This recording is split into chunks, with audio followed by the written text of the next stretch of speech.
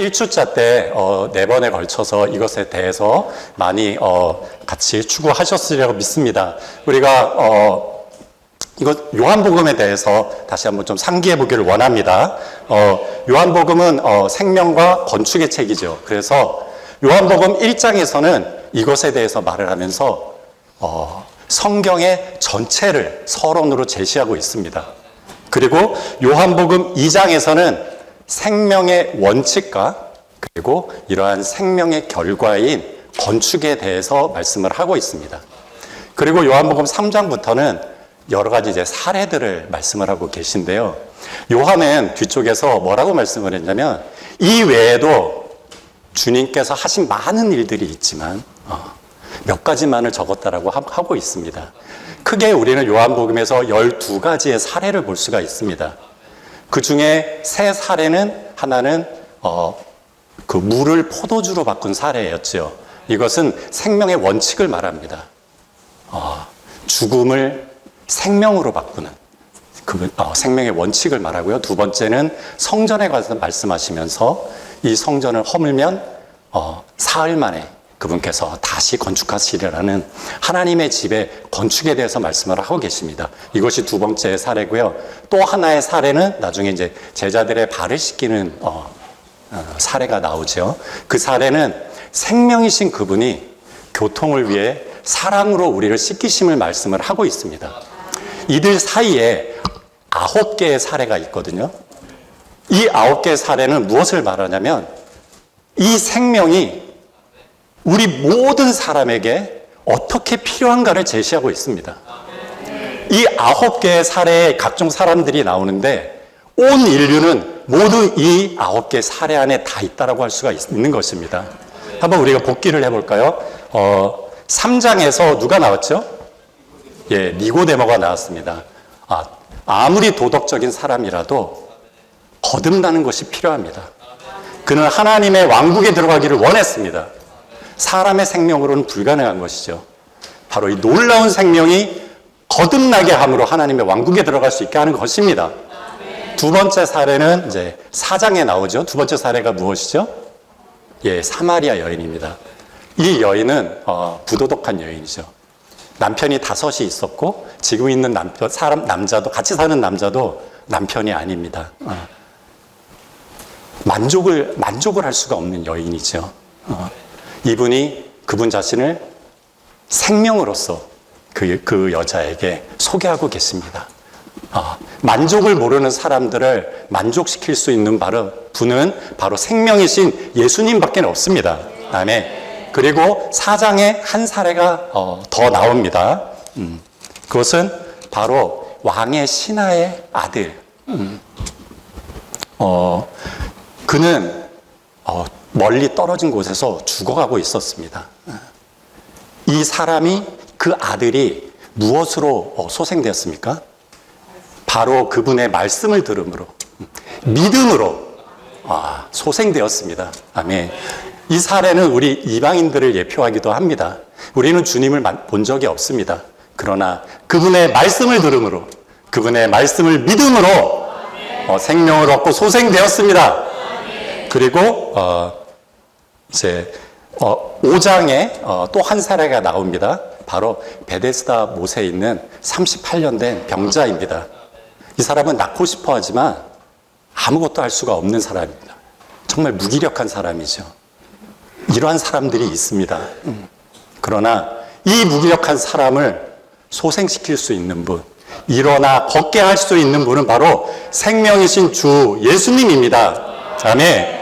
그리고 우리가 오전에 같이 살펴봤던 요한복음 6장의 사례가 있습니다.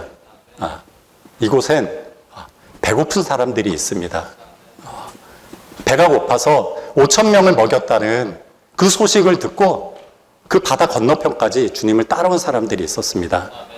이들은 먹을 것을 위해서 주님께 왔죠. 많은 사람들이 정말 먹을 것을 위해 노력하고 찾아다니고 있습니다. 심지어 교회에 오는 사람들조차도 믿는다고 하는 사람도 어쩌면 이것을 위해 무언가를 찾고 있을지도 모릅니다. 그러나 주님은 나를 먹는 그 사람도 나로 말미암아 살 것이라고 말씀을 하십니다. 아멘. 그리고 이제 이 오후 시간에 2시간에 걸쳐서 저희가 보게 되는 요한복음 7장의 사례가 있습니다. 6번째 사례입니다. 장막절이 배경이거든요. 저희가 이제 조금 이따가 살펴보겠지만, 장막절은 사람들이 추수하고 만족하고 모든 것을 거둔 다음에 하나님 앞에서 누리는 그런 명절입니다. 우리가 이제 곧 추석이 다가오죠. 어쩌면 우리 추석과도 같고 미국의 추수감사절하고도 비슷한 명절이라고 할 수 있습니다. 근데 유대인들이 이 장막절에는 모든 유대인들이 이제 다 예루살렘에 모여서 7일 동안 그 명절을 하나님 앞에서 지켰잖아요. 근데 그 유대인들 앞에 서서 주님이 큰 소리로 외치신 것입니다. 목마른 사람은 누구든지 목마르거든 나에게 와서 마시십시오. 이것은 무엇입니까? 인생의 성공, 우리가 무언가를 성취했을 때 여전히 목마르다는 것입니다. 그리고 그 목마름을 해결할 수 있는 분은 바로 주 예수님이라는 것입니다. 그리고 7장에 가면은 8장이죠. 8장에 가면은 우리는 죄 많은 한 여인을 봅니다. 가늠한 여인을 보죠. 이 여인은 죄의 속박 아래에 있는 여인입니다. 많은 사람들이 이런 죄의 속박 아래 벗어나려고 발버둥치지만 벗어날 수 없습니다.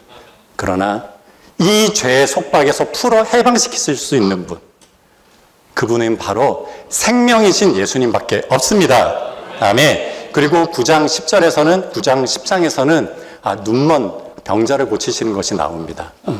그분만이 영적으로 눈멀어 있는 사람들, 태어나면서부터 정말 눈이 멀어 있는 사람들, 우리가 본다고 해서 보는 것이 아니죠. 이런 사람들의 눈을 뜨게 하실 수 있는 분, 이런 사람들을 목양하실 수 있는 분은 생명이신 예수님밖에 없습니다. 아멘. 그리고 마지막 사례가 있죠. 모든 사람의 끝을 말하고 있습니다. 그것은 바로 나사로의 사례입니다. 죽은 사람의 필요가 무엇입니까? 모든 사람은 어찌 보면 다 죽어 있는 상태입니다. 나사로가 죽은 지 지나서 냄새가 났잖아요. 우리가 어떤 때 냄새가 나지 않습니까? 이 냄새 나는 사람을 살릴 수 있는 분, 그것은 생명밖에 없습니다. 영원한 생명, 사람의 생명, 이 죽음을 소생시키고 생명으로 바꿀 수 있는 예수님을 찬양합니다. 아멘. 이번 시간과 다음 시간은 이 목마른 사람들의 필요에 대해서 보겠습니다. 요한복음 7장은 53절로 되어 있습니다. 이 7장을 크게 세 단락으로 구분 지을 수가 있거든요. 첫 번째 단락은 1절부터 36절까지입니다. 그것이 이번 시간에 저희가 같이 보겠습니다. 이 1장부터 1절부터 36절까지의 내용은 이 목마른 사람들의 필요를 채우기 위한 배경에 대해서 이 요한이 소개하고 있습니다. 그리고 이 상태에 사람들이 어떠한 상태에 있는지, 그리고 주님이 왜 필요한지를 여기서 말씀을 하고 있습니다. 그리고 7장의 두 번째 부분은 37절부터 39절입니다. 그러하기 때문에 그분은 서서 외치셨습니다. 생명의 외침이 있습니다. 그리고 세 번째 부분은 40절부터 52절까지입니다. 이 부분은 그러한 생명의 외침에 따른 사람들의 반응, 그 결과에 대해서 얘기를 하고 있습니다. 마지막 53절은 8장에 이어지는 부분입니다. 먼저 우리는 이 시간에 첫 번째 부분을 보겠습니다. 로마서 1번입니다. 종교의 박해 아래 있는 생명. 이때 주 예수님은, 생명이신 주 예수님은 유대 종교의 박해 아래 계셨습니다. A번은 서론인데요. 이 서론은 7장 전체의 서론입니다. 1번입니다. 요한복음 6장에서 주님은 우리의 배고픔을 만족시키는 생명의 떡으로 계시되시며 7장에서는 우리의 목마름을 해결하기 위해 생수의 흐름을 가져오신다. 6장은 살아있는 떡을 제시하고 7장은 생수를 소개한다. 생명의 떡은 배고픈 사람들을 위한 것이고 생수의 강은 목마른 사람들을 위한 것이다. 6장에는 배고픔이 있고 7장에는 목마름이 있습니다. 두 가지는 사람들의 큰 필요이죠. 배고픔보다 더 심각하고 중요한 것은 목마름입니다. 사람은 어느 정도 먹지 않아도 살 수 있지만 마시지 않으면 얼마 살지를 못합니다. 그렇기 때문에 정말 이 목마름을 해결하는 것이 너무나 필요합니다. 육체적으로도 그러할 뿐만이 아니라 영적으로 그러합니다. 아까 첫 번째 시간에 유혜민 형제님께서도 말씀하셨지만 성경 전체에서는 주님이 음식이시고 또한 우리의 목마름을 해결하는 물이라는 사상이 가득합니다. 창세기 2장에 우리가 다 알듯이 생명나무가 있습니다. 이 생명나무는 사람의 생명 양식이 되시는, 우리의 음식 공급이 되시는 그리스도를 예표합니다. 그리고 그 2장에 에덴에서 발원하여 흘러나오는 강이 있습니다. 이 강은 무엇을 예표합니까? 예수님으로부터 흘러나오는 성령을 예표하고 있습니다. 출애굽기에서 이스라엘 민족이 광야를 통과하고 있었죠. 그들의 매일의 양식이 필요했습니다. 바로 하늘에서 내려온 만나, 그것은 바로 우리의 양식이 되시는 그리스도를 예표하는 것이었습니다. 그리고 그들이 목이 말랐을 때 갈라진 반석으로부터 생수가 흘러나와 그들이 마셨습니다. 이것은 바로 그리스도께서 십자가에서 매맞으심으로 그분의 옆구리에서 흘러나온 생명수를 말하고 있습니다. 아멘. 그리고 이 요한복음에서 그분은 생명의 떡으로 그분을 제시하고 계시고 그분 자신이 생수로서 소개하고 계십니다. 고린도전서 10장을 가면 사도 바울은 이렇게 말합니다. 그리스도께서 우리의 영적인 음식이시고 그리스도로부터 흘러나온 그 물이 바로 우리에게 생명을 공급하는, 그리고 그분 자체가 그 매맞은 영적인 반석이라고 말씀을 하고 계십니다. 요한계시록에 가면 21장에 우리가 새 예루살렘이 있지 않습니까? 그 새 예루살렘에서 하나님과 어린 양의 보좌로부터 생명수의 강이 흘러나오고 있습니다. 이 생명수의 강은 그분의 백성들의 목마름을 영원토록 해결해주는 생수의 흐름입니다.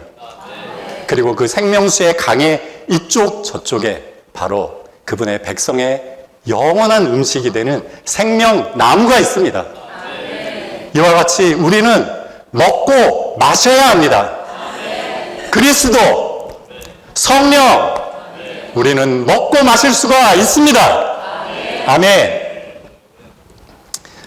B번입니다. 요한복음 6장에 있는 6월절의 광경에 대비되는 장막절의 광경. 이것이 이제 7장의 배경이거든요. 1번을 읽겠습니다. 요한복음 6장의 사례에는 6월절 장면이 있었다. 7장의 사례에는 장막절 장면이 있다. 6월절은 유대인의 연중 명절 중 첫 명절이며 장막절은 마지막 명절이다. 한 해의 첫 명절인 6월절은 인생의 시작을 의미하며 또한 사람이 만족을 구하지만 배고픔으로 끝난다는 것을 암시한다. 그렇습니다. 6월절은 물론 우리의 구속을 위한 것입니다. 그러나 출애굽기 10장, 민수기 7장에 보게 되면 그때 그 구속받은 사람들은 6월절에 어린 양의 고기와 무교병과 쓴 나무를 먹으라고 하였습니다. 6월절은 먹는 날입니다. 그리고 이 6월절의 구속은 인생의 새로운 시작을 얘기합니다. 우리가 새롭게 시작하려고 합니다. 무언가를 출발하려고 합니다. 그럴 때 우리는 배고픔을 느끼고 우리에게 무언가 공급이 필요하죠. 그것이 6월절의 그림입니다. 아멘. 2번입니다. 한 해의 마지막 명절인 장막절은 인생의 완성과 성공을 의미하며 그러한 완성과 성공이 결국 끝나고 사람에게 목마름을 가져다 준다는 것을 암시한다.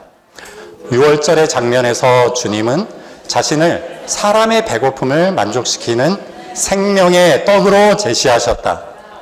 장막절의 장면에서 주님은 사람의 목마름을 해결할 생수를 흘려 내보내실 것을 약속하셨다.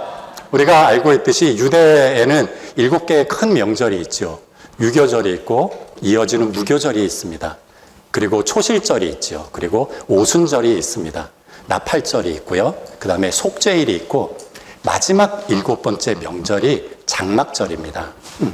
이 장막절은 초막절로도 많이 얘기를 하고 수확물을 거두어서 저장한다라고 해서 수장절로도 불리고 있습니다. 이 장막절은 유대인의 마지막 명절이라고 하였죠.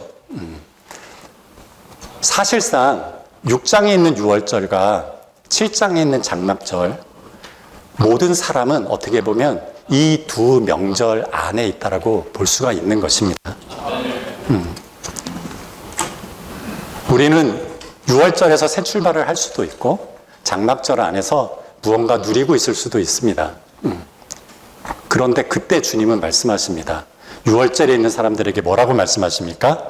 나를 먹는 그 사람도 나로 말미암아 살 것입니다. 장막절에 있는 사람들에게 주님은 뭐라고 말씀을 하십니까? 나에게 와서 마시십시오. 나를 믿는 그 사람은 성경에서 말한 것 같이 그 사람의 깊은 속에서 생명수의 강들이 흘러날 것이라고 말하고 계십니다. 아멘. 3번입니다. 장막절에 사람들은 곡물과 포도주를 수확했다. 소산을 거두어들인 다음 사람들은 함께 모여서 그들의 가족들, 종들과 함께 모든 것을 누렸다. 일은 끝났고 곡식과 포도주는 수확되었으며 사람들이 그들의 누림 안에서 기뻐할 시간이었지만 그들은 여전히 목말랐다. 이것은 그들에게 성취가 있었지만 그들의 목마름은 해결되지 않았음을 계시한다. 아멘. 인생에 많은 성취가 있을 겁니다. 그리고 우리 주변에 또는 매체를 통해서 TV를 통해서 소셜미디어를 통해서 많은 성공을 뽐내는 사람들을 볼 수 있죠. 그러나 그 사람들의 참된 상태는 목마르고 있다는 것입니다. 그리고 장막절에서와 같이 정말 많은 사람들과 함께 모여서 그 성공을 축하합니다. 심지어 종들, 아는 사람들까지 다 불러서 그것을 누린다고 할지언정 깊은 속에는 여전히 목마름이 있다는 것입니다. 우리가 밑에서 더 살펴보겠습니다. C번과 D번은 이 장막절의 두 가지 주요 의미에 대해서 말씀을 하고 계십니다. C번입니다. 장막절은 누림이 있는 인생의 완성과 성공을 상징함. 1번입니다. 유대인들은 곡식을 다 수확한 뒤에 하나님께 경배하고 그들이 거둔 것을 누리기 위해서 장막절을 지켰다.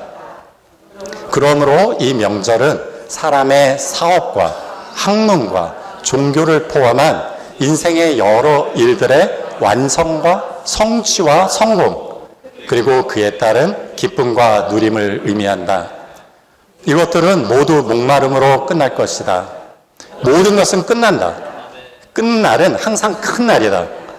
그것은 목마름으로 끝난다. 사업적으로 성공했다고 거기서 멈추는 사람 보신 적 있습니까? 다른 사업체를 찾죠. 더 성공하려고 합니다. 학생들은 이제 열심히 공부를 하죠.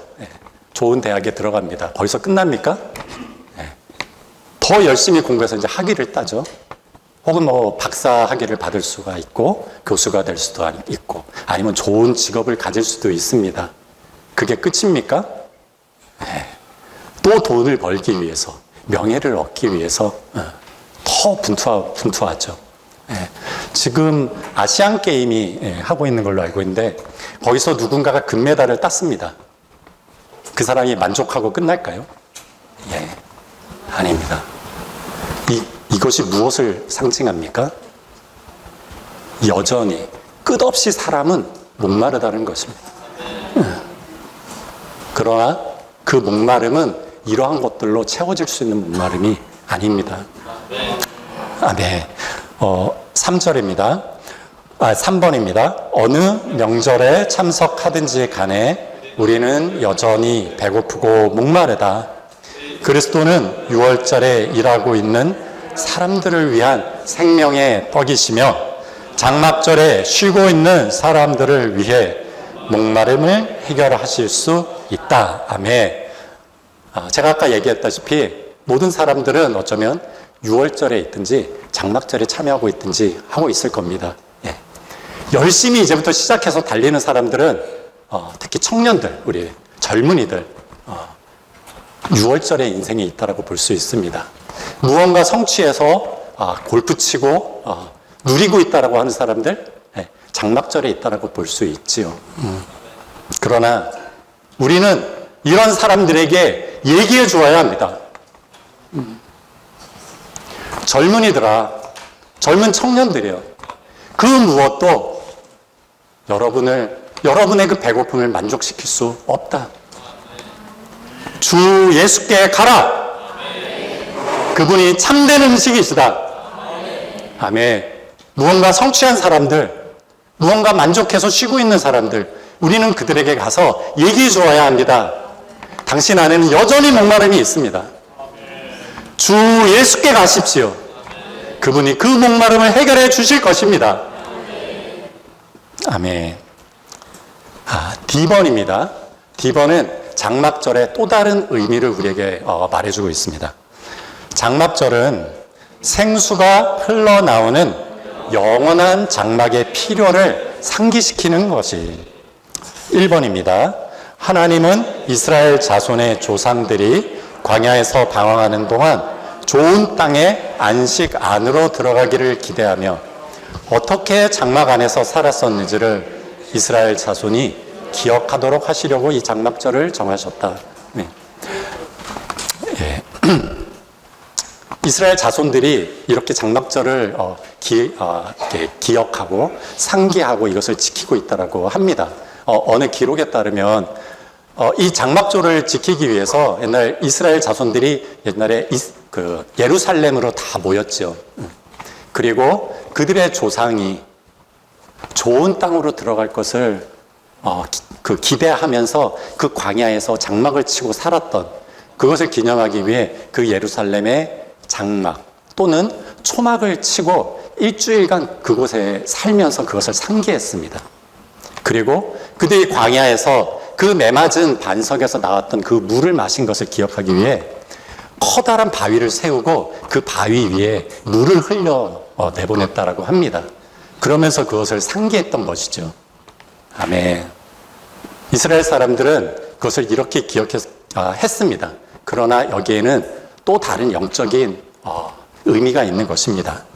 우리 2번을 읽겠습니다. 그러므로 이 명절은 또한 오늘날 사람들이 여전히 광야에 있으며 영원한 장막인 새 예루살렘의 안식 안으로 들어가야 한다는 것을 상기시켜 주는 것이다. 아브라함과 이삭과 야곱 또한 이 영원한 장막을 고대하면서 장막 안에서 살았는데 그 영원한 장막 안에는 사람의 목마름을 해결하기 위해 하나님과 어린 양의 보좌에서 나오는 생명수의 강이 있을 것이다. 아멘. 계시록 21장 3절은 명확하게 우리에게 얘기합니다.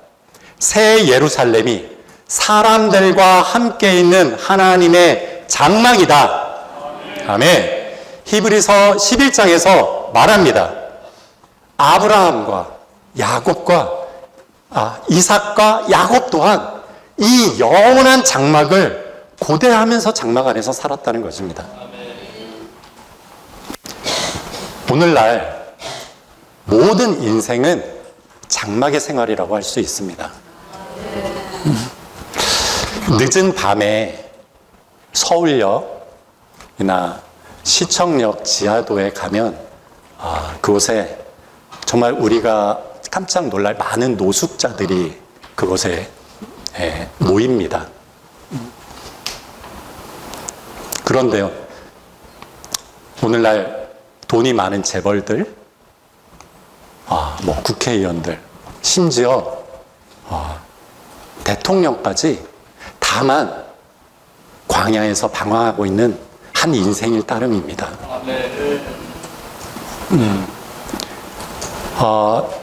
수십억짜리 뭐 고급 아파트를 가지고 있든 허름한 반지하방에 살고 있든 이 모두 다만 장막일 뿐입니다.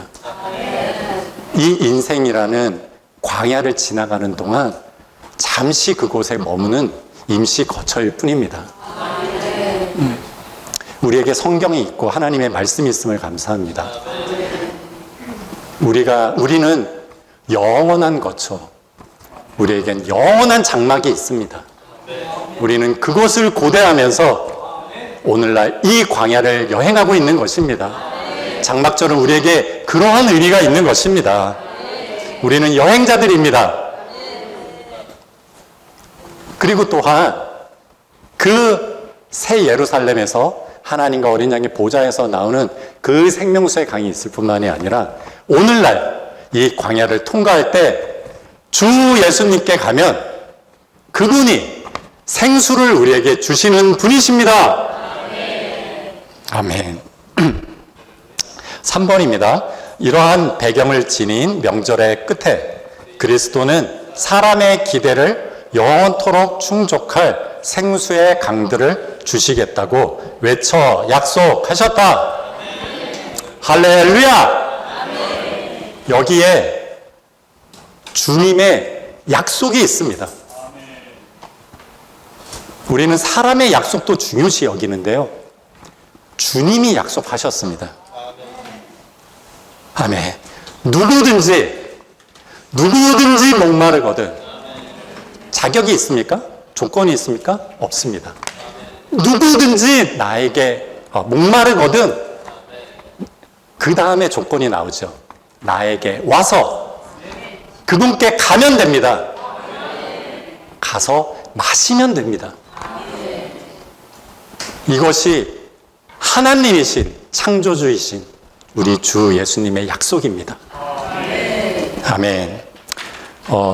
2번부터 I번까지는 요한복음 7장 1절부터 그 36절까지에 있는 내용을 5개의 단락으로, 작은 단락으로 나눈 것들입니다. 함께 살펴보도록 하겠습니다. 2번입니다. 종교의 음모와 종교의 명절. 요한복음 한번 7장 1절을 읽어보겠습니다. 이 일이 있은 후에, 이 일이 무엇입니까? 바로 6장에서 6월절에서 그분을 생명의 떡으로 하늘에서 내려온 살아있는 떡, 참떡으로 제시한 후입니다. 그 일이 있은 후에 무슨 일이 일어났습니까? 예수님께서는 갈릴리에서는 다니시고 유대에서는 다니시려 하지 않았는데 왜 그렇습니까? 이것은 유대인들이 그분을 죽이려고 하였기 때문이다. 아멘. 이것이 성경의 기록입니다. 아멘. 1번입니다. 종교인들은 명절 동안 예수님을 죽일 음모를 꾸몄다. 한면으로 종교인들은 하나님께 경배하지만 다른 한면으로 그들은 하나님을 진정으로 찾는 사람들을 죽일 음모를 꾸민다. 종교인이라는 것이 무엇입니까? 종교인은 이렇게 정리할 수 있을 것 같아요. 하나님을 경배하기는 합니다. 하나님을 경배한다라고는 하지만 하나님께서 원하시는 방법이 아니라, 하나님이 정하신 방법이 아니라 자신이 생각하는 방법, 내가 옳다고 생각하는 방법으로 하나님을 경배하는 것입니다. 여기 이 시점에서 누군가 생각나지 않아요? 가인이 그러했습니다. 인류의 2대이죠. 여기에 벌써 종교인이 출현한 것입니다. 가인은 하나님께 무엇을 제물로 드렸습니까? 그 땅의 소산물을 제물로 드렸습니다. 그의 동생 아벨은 무엇을 드렸습니까? 양을 죽여서 그 양을 하나님께 드렸습니다. 하나님이 무슨 제물을 연락하셨습니까? 아벨의 제물을 연락하셨죠. 왜 그렇습니까? 그것은 이미 그 시대에는 사람이 타락했기 때문에 피 흘림이 있어야 합니다. 어린 양이 죽어야 합니다. 이것이 하나님이 원하시는 방법입니다. 그분께 갈 수 있는 어린 양의 피가 있어야 합니다. 그런데 가인은 그 길을 가지 않고 자기 좋은 대로 자기가 경작해서 그 소산물을 준 것입니다. 드린 것입니다. 그럴 때 하나님이 연락하지 않으셨죠. 그럴 때 가인이 어떻게 했습니까? 그의 동생 아벨을 죽였습니다. 지금 이 상황과 동일하지 않습니까? 종교인들이 하나님을 경배하고 한다는 사람들이 예수님을 죽이려고 하고 있습니다. 그렇기 때문에 예수님이 유대 땅으로 예루살렘으로 가실 수가 없었습니다. 오, 주님. 정말 우리는 종교인이 되길 원치 않습니다. 우리는 다만 생명이신 그분을 따르는 자들이 되길 원합니다. 2번입니다. 주님은 창조주 하나님이시다. 그러나 사람으로서 그분은 그분의 피조물들에게서 박해를 받으셨다. 창조주께서 그분의 피조물들에 의해 박해를 받으신 것이다. 그것은 어떤 인내이며 어떤 수치였겠는가? 저는 감히 이 주님의 마음을 헤아릴 수는 없을 것 같습니다. 그분은 창조주이시죠. 태초부터 계셨던 하나님이십니다. 근데 그분이 아버지 하나님의 계획에 따라 육신으로 이 땅에 사람으로 오셨습니다. 저는 정말 그 주님의 이 마음을 감히 헤아릴 수는 없습니다. 그런데 우리가 그리스도인으로서 예수를 믿는다고 해서 작은 오해들을 받습니다. 가족들에게 받을 수도 있고요.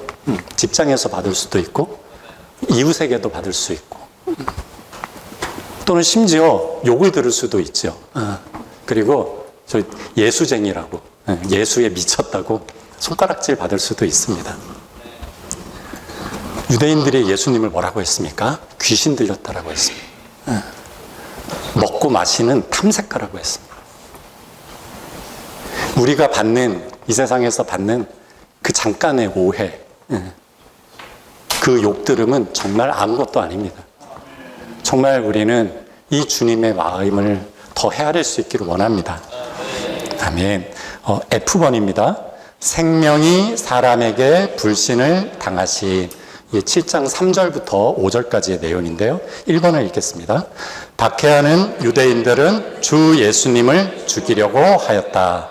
유대 종교인들이 주 예수님에 대한 음모를 꾸미고 있었기 때문에 그분은 자유롭게 활동하실 수 없었다. 주님은 전능하신 하나님이시지만 박해받는 사람으로서 활동의 제한을 받으셨다. 아멘. 그렇죠. 우리가 읽었습니다.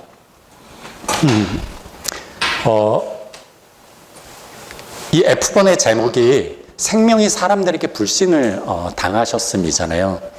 박해하는 유대인들이 주 예수님을 왜 박해했습니까? 왜 죽이려 했습니까? 그분을 믿지 않은 것입니다. 그분이 하나님이신 것을 믿지 않은 것입니다.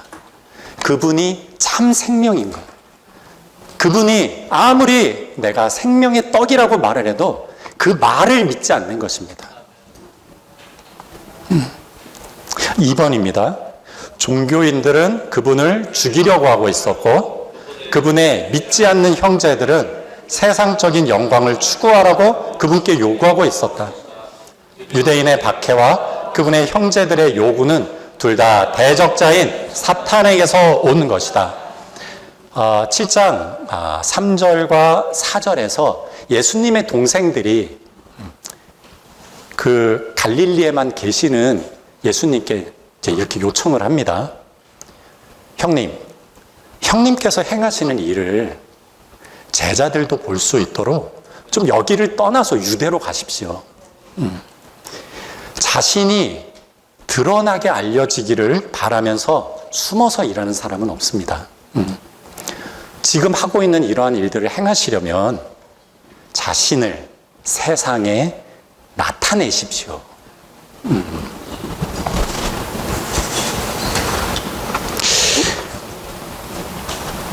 그러고 나서 그 5절에서 뭐라고 말씀하시냐면 이렇게 말한 것은 예수님의 동생들까지도 그분을 믿지 않았기 때문이다. 예, 그분의 육신의 동생들, 가장 가까운 사람도 그분을 하나님으로, 그분을 생명으로, 그분을 생명의 떡으로, 생수로 믿지 않은 것입니다. 몰랐습니까? 아닙니다. 믿지 않았습니다.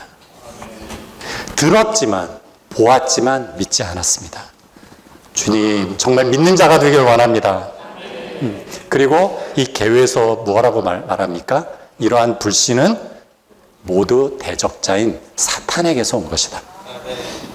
여기서 우리는 두 가지 사탄의 계략을 볼 수 있습니다. 그것은 불신자들을 통해서 핍박하는 것입니다. 두 번째 사탄의 계략은 무엇입니까? 사람들을 통해서, 심지어 우리의 가까운 사람들을 통해서 자신의 영광을 구하라고, 자신의 이름을 세상에 나타내라고 우리를 충동하는 것입니다.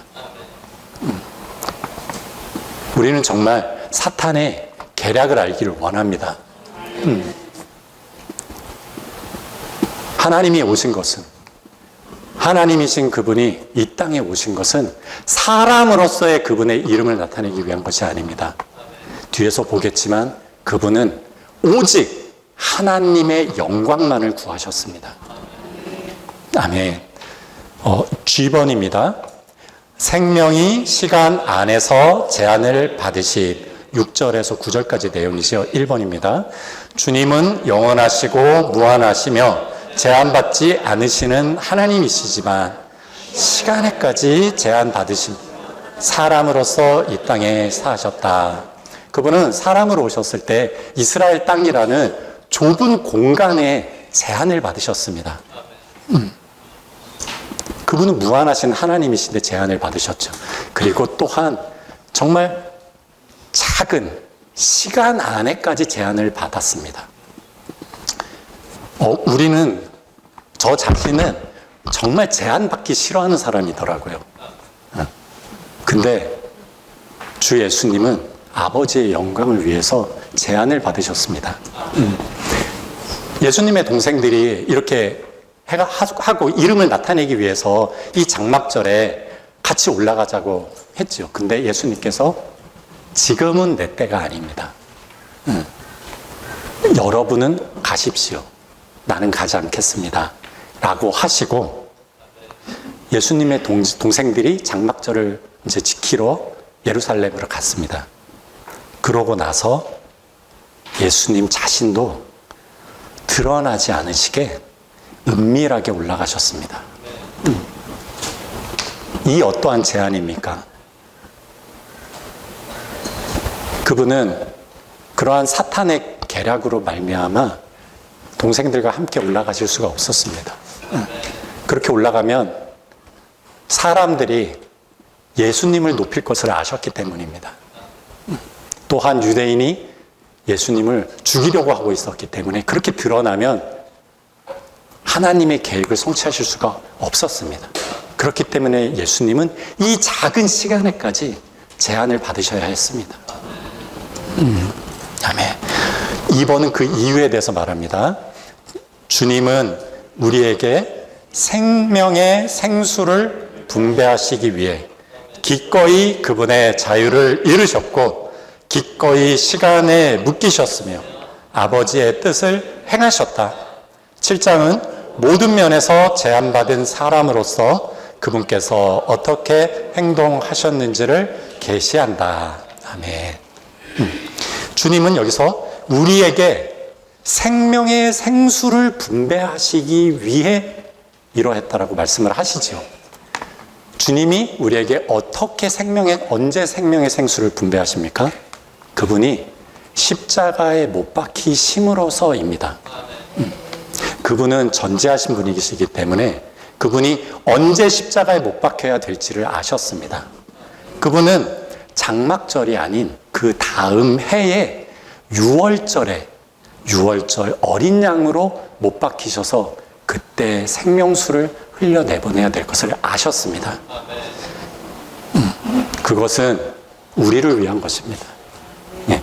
목마른 모든 사람들을 위한 것입니다. 그래서 그분은 자유를 이루셨고 기꺼이 시간에 묶이시면서 그 아버지의 뜻을 행하고자 하신 것입니다.